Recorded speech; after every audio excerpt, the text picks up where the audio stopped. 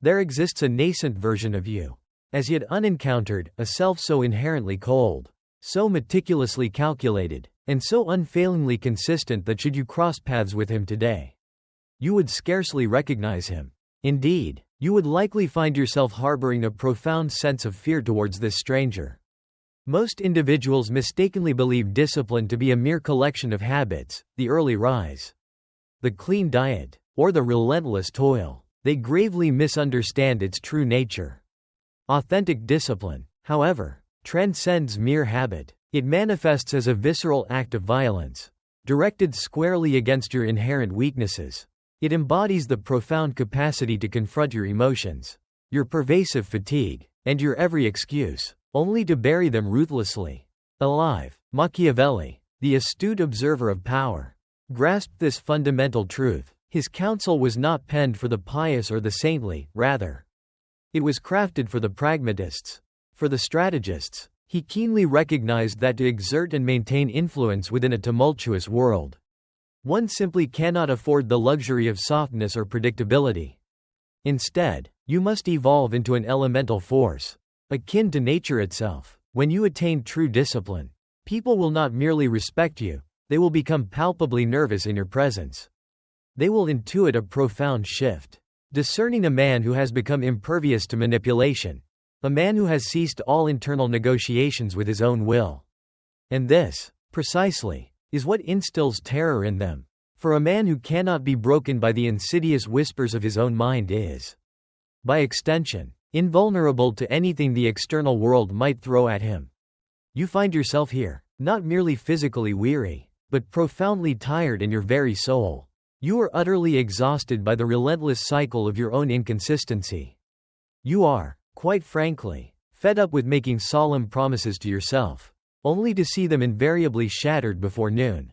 You observe others ascend, their progress undeniable, whilst you remain ensnared in that familiar, debilitating loop of fleeting motivation invariably followed by an inevitable collapse. You yearn for an escape from this predicament. You desire to forge a mind utterly bulletproof, resilient beyond measure. I shall illuminate the path for you. Yet, be forewarned. This is no gentle journey of self-help. This is, in its essence, an act of self-destruction. We are poised to dismantle and obliterate the weak, the dependent, the overly emotional facets of your being, thereby clearing the way for the emergence of the true ruler within.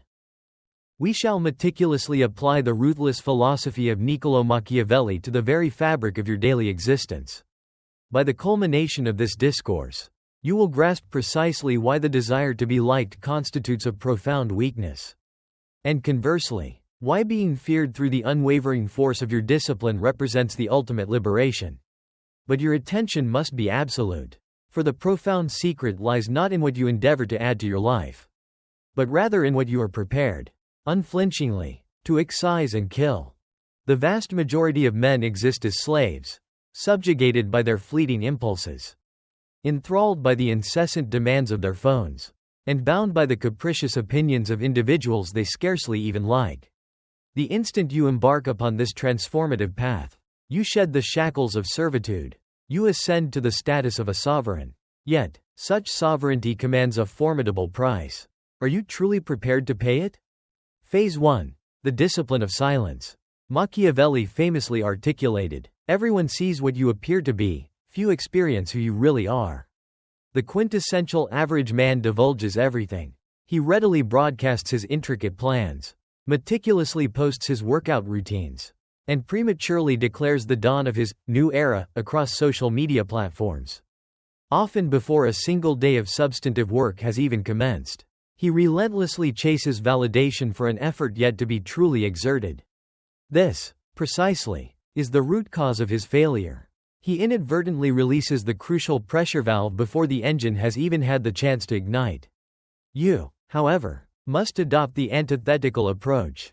You must transmute yourself into a spectral presence, a ghost. Authentic discipline necessitates silence. It thrives in the dark, unobserved. When you incessantly articulate your aspirations, you are, in essence, supplicating for approval. You are implicitly querying the world. Is it acceptable for me to become this? Cease this perpetual questioning.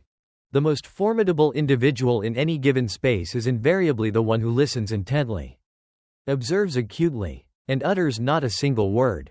When you choose silence, you engineer a palpable vacuum around you. People grow unsettled. They project their own latent fears and insecurities onto your enigmatic demeanor. They begin to ponder your true intentions, to question why you no longer seem to crave their fleeting attention. This profound silence is your impenetrable armor. It meticulously safeguards your true intent and burgeoning power.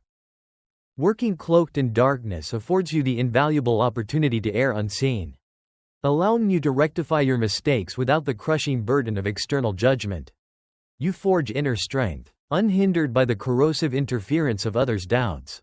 Envision a deliberate disappearance for a mere 6 months, no grand announcements, no elaborate explanations, simply an unwavering focus on your work, your physical conditioning in the gym, your entrepreneurial endeavors, and the cultivation of your mind.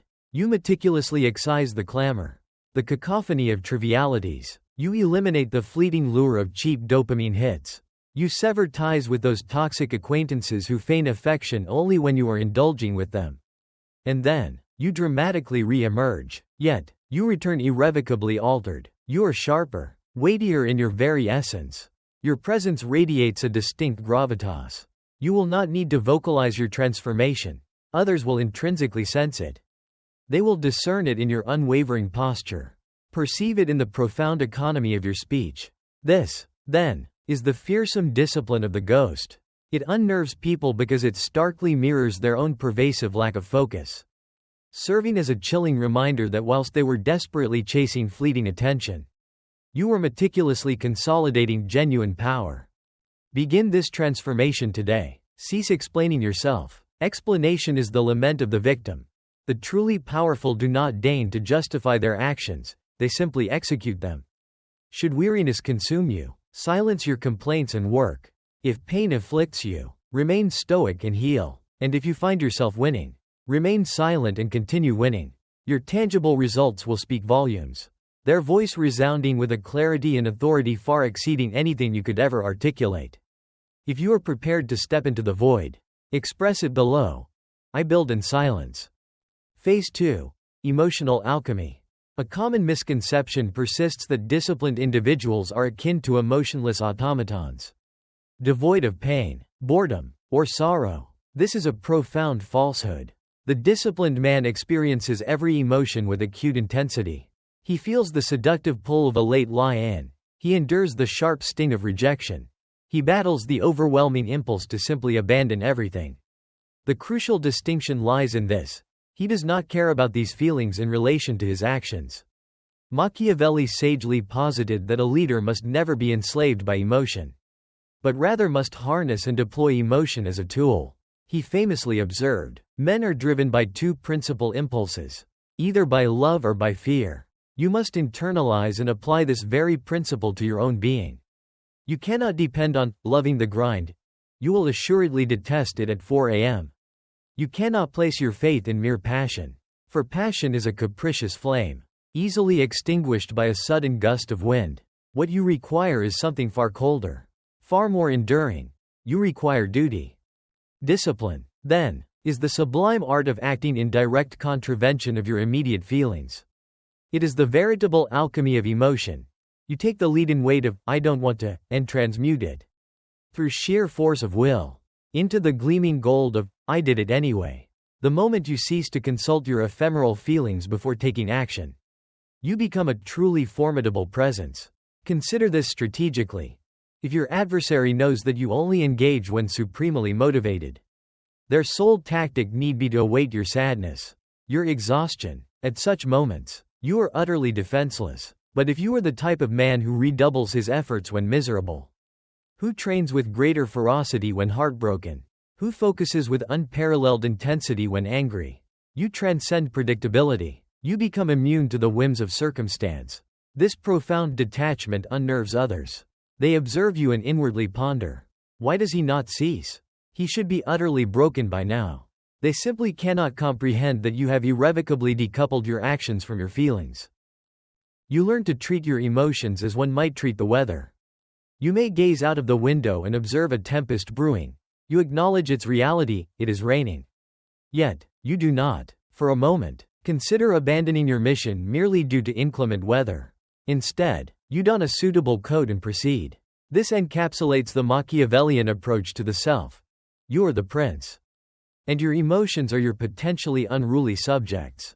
You may listen to their petitions, but you absolutely do not permit them to dictate the governance of your kingdom. Should they dare to riot, you crush their rebellion without hesitation. Begin practicing the 3-second rule. The instant your alarm sounds, you are granted precisely 3 seconds.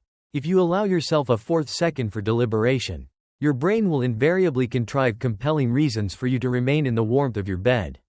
Your brain is fundamentally engineered for comfort, not for the pursuit of greatness. It is a survival mechanism, not a success mechanism. You must rigorously bypass any internal negotiation.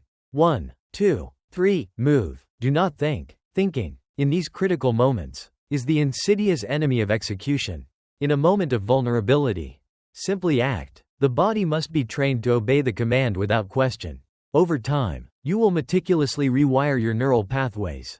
You will cease to be a man merely trying to be good. You will transform into a meticulously functioning machine that operates irrespective of its internal state. This is the pathway to becoming utterly untouchable. When your internal emotional landscape no longer dictates your external output, you achieve true freedom. Phase 3. The weaponization of isolation. Machiavelli, with his characteristic pragmatism, understood that to effectively sustain power, a ruler frequently had to endure the solitude of standing alone. He famously inscribed, "A wise prince should rely on what is in his own control, not on what is in the control of others." Now, critically examine your immediate circle. Consider the 5 individuals with whom you habitually spend the most time. Are they actively propelling you forward? Or are they merely settling into a comfortable stasis?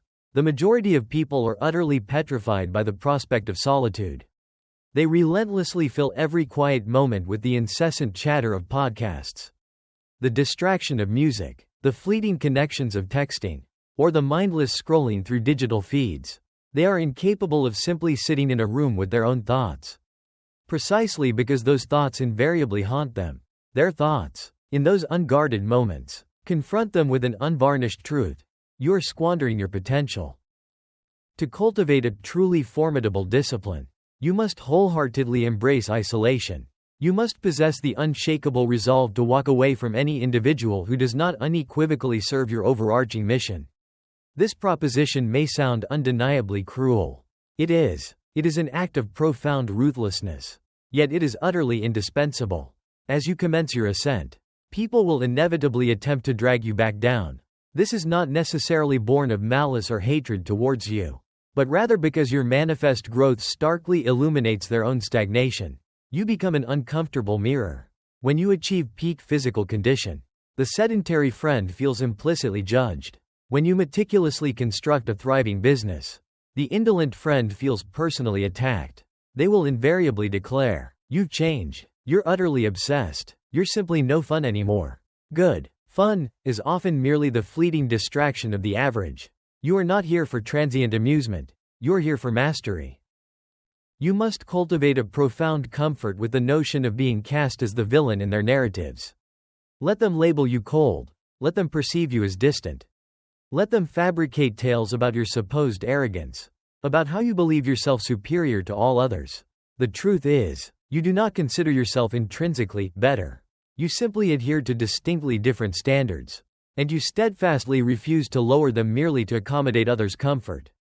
Isolation serves as the crucible, the laboratory, for the truly great. It is within the profound silence of solitude that you genuinely discover your authentic self, unadulterated by the cacophonous din of other people's opinions.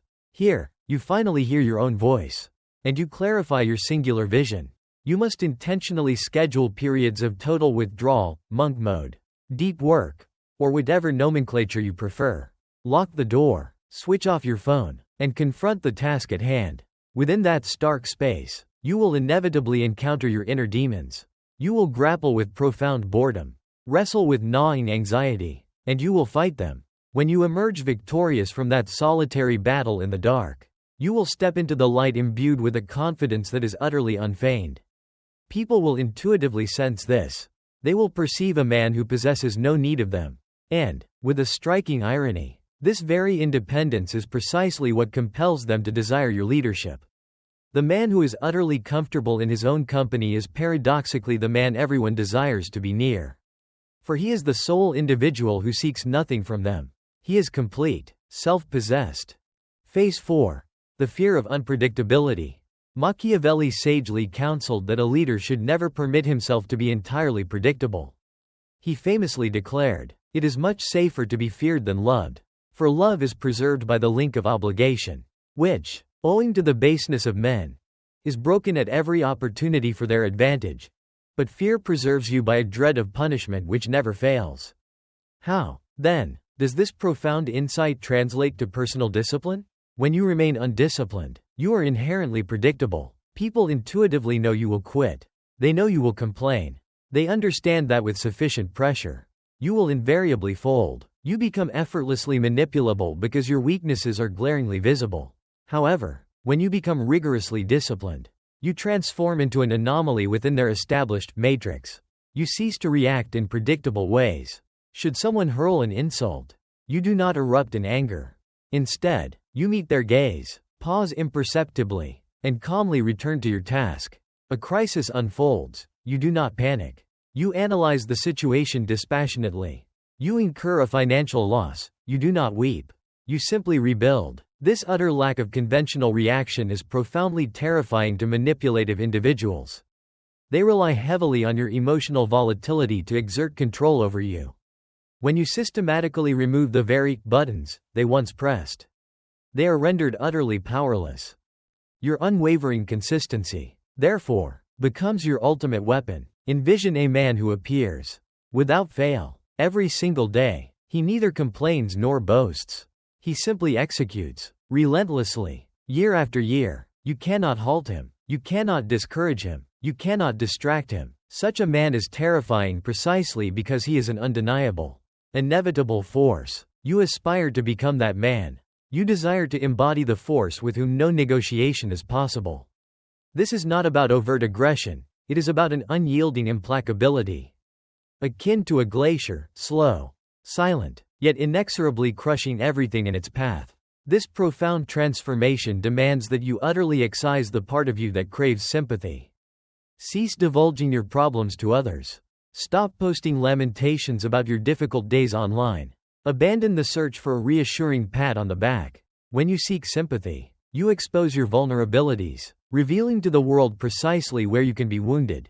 Machiavelli would instruct you to conceal your wounds, not out of shame, but because you refuse to grant your adversaries the perverse satisfaction of knowing they have drawn blood. Stand tall. Compose your countenance. Walk with deliberate purpose. Even if your entire world is engulfed in flames, you must not permit them to witness your struggle. This is not a mere act of faking it, it is an assertive framing of reality. You are dictating the narrative, declaring to the world, "I am in control," and eventually, you will be too. Phase 5. The standard of the absolute. Why do you consistently fail? You fail because your intrinsic standards are simply too low. You have tacitly accepted a version of reality where mere trying suffices. Where almost is deemed acceptable. You must, therefore, fundamentally raise the floor of your expectations. Machiavelli meticulously studied the trajectories of great empires, Rome, Sparta, and observed a profound truth. Their downfall was rarely attributable to external adversaries. Rather, they collapsed because they rotted from within. They gradually forfeited their foundational discipline, allowing themselves to become soft. Luxury, ironically, became their undoing, rendering them weak. You, too, are living in arguably the most luxurious epoch in human history. You possess heating, readily available delivery services for food, an endless stream of entertainment, pervasive pornography, abundant sugar, and myriad recreational drugs. Every conceivable amenity is meticulously designed to induce softness, to sedate you into complacency. To cultivate discipline in such a world is, in itself, an audacious act of rebellion. You must unequivocally declare war on comfort. You must establish standards for yourself that appear utterly unreasonable to everyone else. Why do you rise at 4 a.m.? Why do you meticulously verify every single detail? Why do you steadfastly refuse to consume that particular indulgence? The unspoken answer, your internal monologue, is simple: because I am not you. You don't utter it aloud, you simply embody it. When you hold yourself to an uncompromising standard of excellence, you inevitably expose the inherent mediocrity of those around you. This, precisely, is why they resent it. Your very existence implicitly challenges their carefully constructed excuses. If you demonstrably achieve it, why, then, can they not? It is far simpler for them to dismiss you as crazy or obsessed than to confront the uncomfortable truth of their own indolence. Let them. The Machiavellian individual does not condescend to lower his standards merely to be comprehended by fools. Instead, he compels the world to ascend and meet him, or he simply leaves that world behind. You must cultivate an absolute ruthlessness with your time. Time is the singular resource that, once expended, can never be regenerated. Every fleeting second you squander in futile arguments with an imbecile, in mindless scrolling through social media, or in fretful worrying about matters beyond your control, is a second you have effectively stolen from the construction of your future empire. Guard your time with the fierce possessiveness of a dragon protecting its hoard of gold. Cultivate inaccessibility. Be concise. Be direct. When people discern that your time is a precious commodity, they will cease to waste it. When they recognize that your attention is a rare privilege, they will learn to truly value it. Discipline inherently creates scarcity, and scarcity, in turn, generates immense value. By becoming so profoundly disciplined that your execution approaches mechanical precision, you elevate yourself entirely beyond the confines of ordinary competition. The vast majority of people jostle for position in the average bracket. The air at the summit is rarefied, precisely because so few possess the fortitude, the metaphorical lungs, to breathe and ascend there. The panoramic view from that height is utterly distinct. The silence, profoundly different. Phase 6. The death of the old self. This constitutes the most arduous segment of your journey. This is where you must orchestrate a profound funeral.